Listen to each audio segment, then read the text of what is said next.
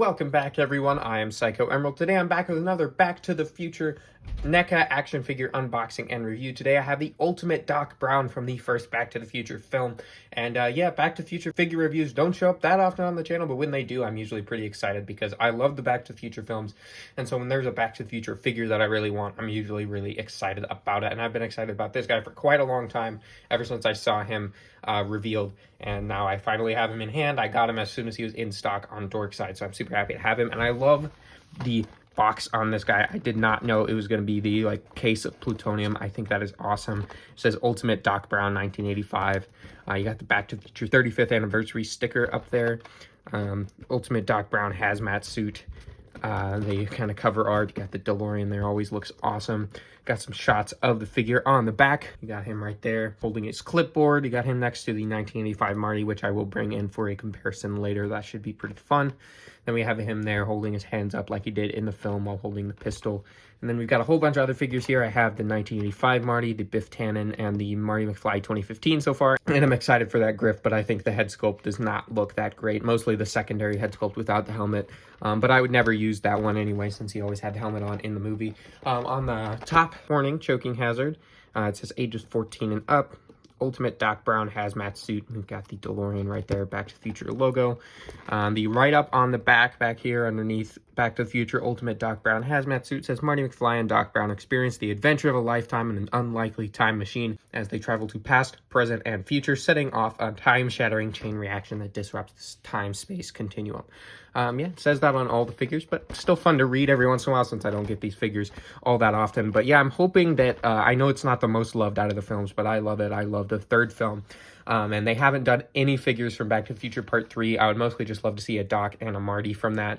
But any figures from Back to the Future, I'd be pretty excited about. I think we still need a George McFly and a Lorraine figure. That would be awesome to kind of round out the main cast of the first Back to the Future. So I hope we get those, and I hope we get the Back to the Future Part 3 figures. But yeah, I'm excited to get this guy open. So let's, without further ado, reveal the figure on the inside.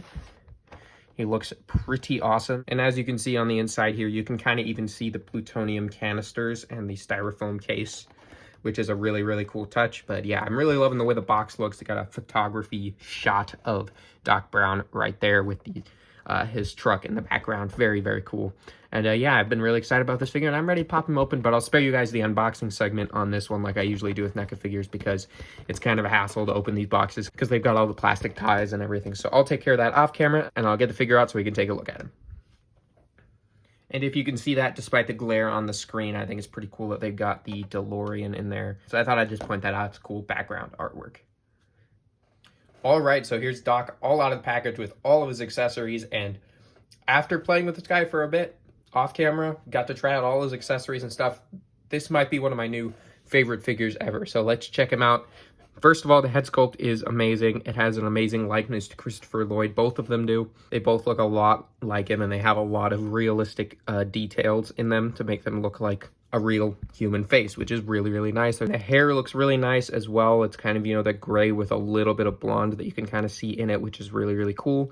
All the wrinkles and texture on the radiation suit looks really, really nice as well. Same with the swappable arms. They have that same detail, but they have the gloves. It's very, very nice. And then you've got this coming down here with the stopwatch right there, the iconic stopwatch right there. And then this is actually an accessory. There's this little notepad that has the Amblin logo on it. I'm pretty sure this just hangs on his belt. That's the way it was in some of the figure photos. I don't remember him actually having it in the movie. But there it is. And then here we have his tools on his tool belt. There's a little tool pouch right here. Got tons of stuff right there. All super well detailed, and it's nice and rubbery. I was worried that, you know, it was going to be brittle and easy to break. Luckily, they're all really nice and rubbery, and I'm glad NECA did that because, yeah, there's been a lot of issues with breakages on figures, and I've had a couple of issues with breakages on my 1985 Marty McFly, so I'm glad this guy hasn't had any issues with that, and I don't think he will, apart from maybe with the remote control, but we'll get to that later. But yeah, the head looks super nice, and something I want to point out as we move into the accessories segment is the heads pop off really easily and pop back on really easily as well. At least for a NECA figure, they pop on super, super easily. which is really, really nice. And this is the face I want to have him displayed with, because I want to have him displayed holding the remote control next to my Marty McFly, and I want to have him smiling. And yeah, very, very nice expression on there. It does look like Christopher Lloyd and Dr. Emmett Brown from the movie. We've got his shoes as well, which looks super, super nice. I didn't know that this was what his shoes look like. What's super cool about this figure is it's got so many details in it that are so accurate to the movie, and so many details I never even noticed when watching the movie, and that's how much work they've put into making this guy, that they put all these details that I didn't even know were there. It's pretty astounding that they've done all of that on this figure, and it looks pretty amazing. And yeah, the only thing is his feet are a little small to hold all of his weight, but you just got to kind of find the right balance, and you should be able to get him to stand up like that. So yeah, let's check out some of the accessories, starting with the revolver. The revolver is pretty nice. It's not super, super detailed. It's kind of just all silver with a little bit of paint on the handle, but it works just fine, and it's pretty well painted as well. Very, very nice. Very well sculpted at the same time. Then we've got his clipboard, which has a lot of detail. He's got his kind of calculators, probably, something like that on the clipboard. Very, very Doc Brown looking clipboard. It's the one he had when he kind of stepped out of the DeLorean for the first time. It's pretty, pretty cool. And then my favorite accessory is the controller right here with all of the little details and gizmos. This is the only one that I'm worried might break, because these do feel a little bit brittle. So I'm going to have to be extra, extra careful with it. But this one is my favorite because of all the paint and details. And I love that it says 88 miles per hour on the speedometer there. And on the back, it's got tons of detail as well. Yeah, they definitely didn't cheap out on any of the details on this guy, and they definitely shouldn't for the price I paid for this guy. After shipping, he was like $45, which is quite a lot, but it was worth it. It was worth it to me. And then, yeah, we've got his swappable arms, which we can try in a second, but the swappable arms are the only swappable parts that are a little bit of a hassle to put on. But I like that that is the case, because you don't want to have the arms just falling off all the time. But the hands are so easy. I was so surprised and so pleasantly surprised by this. The hands come off so, so easily.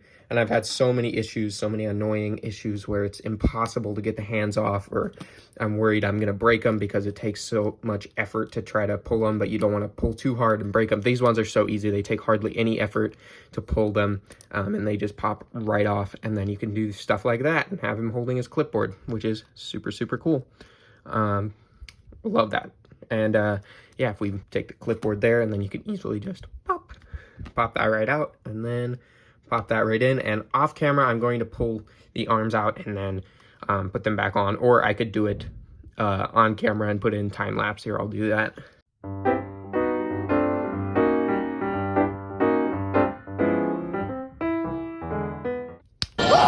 All right, so there's the first arm. As you can see, it took me a little bit of effort, but I put it in time lapse for you guys there, maybe with a little bit of iMovie music. But yeah, there's the peg. You can see it's a very tough joint. They probably did that on purpose, knowing it's gonna take a bit of effort to try to yank these out of their arm sockets right there. So they wanted to make sure they're tough and they're able to handle that and they won't snap.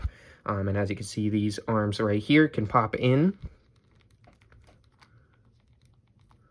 like that. They don't really have an actual like popping noise, but they do go right back in the same socket, and you can do that. And these hands swap out really nicely as well. This is the wrong hand. There's not actually another hand for this side, but just to demonstrate how easy it is to put the hands in, I can put the wrong hand in. But yeah, I guess I can do the other arm too, so I can show you guys that.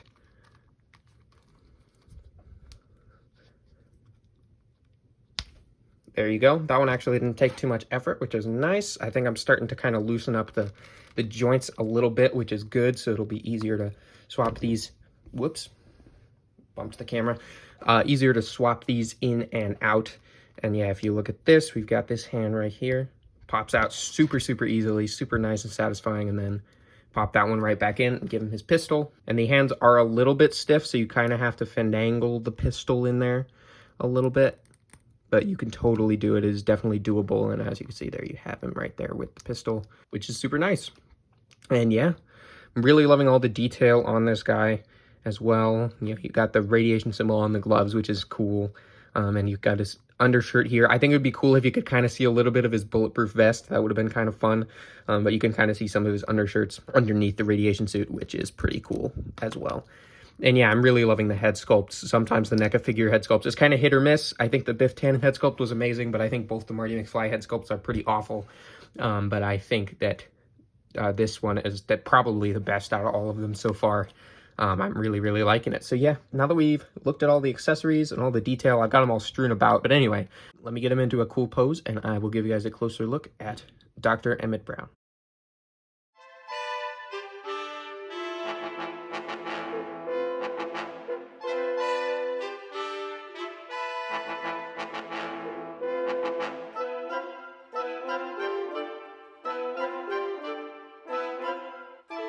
All right, so that's going to just about do it for this review on the NECA Ultimate 1985 Doc Brown. So I brought in Marty McFly to stand him up. This is how I'm going to have him displayed to kind of replicate the scene where Einstein's in the DeLorean about to drive right at him, and he's holding the controller, Marty's holding the camera. So that's what I wanted to do on the display, and I think it ended up looking really, really nice.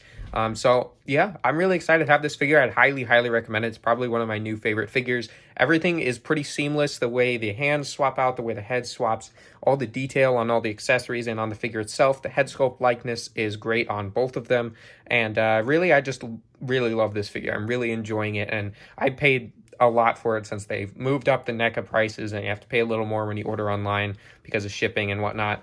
So yeah, it cost me a little bit to get this guy. It's around $45, but I'd say it was 100% worth it. I'd highly recommend it. I think he's still in stock on Dorkside Toys right now. If you're wanting to go order one for yourself, I would highly, highly recommend doing so because it's an awesome figure and probably one of my new all-time favorite action figures. So yeah, hope you guys really enjoyed this review. If you did, please leave a like. If you like Back to the Future figure reviews, I do those from time to time. They're not the main thing I do on my channel, but I definitely do them when I get a figure. I'm planning on hopefully getting the Griff Tannen figure soon. So if you're interested in seeing that review when it comes out, definitely subscribe or just check back on the channel sometime, see if I've done it. You don't have to subscribe if you don't want to. I absolutely don't mind. But if you do subscribe, if you enjoy the content, action figure reviews, collectible reviews and whatnot, toy reviews, all that, if you like that stuff, please consider subscribing in order to join the Knights of Mischief. As always, hope you guys found this review helpful and enjoyable, and I'll see you all in the next one. Goodbye.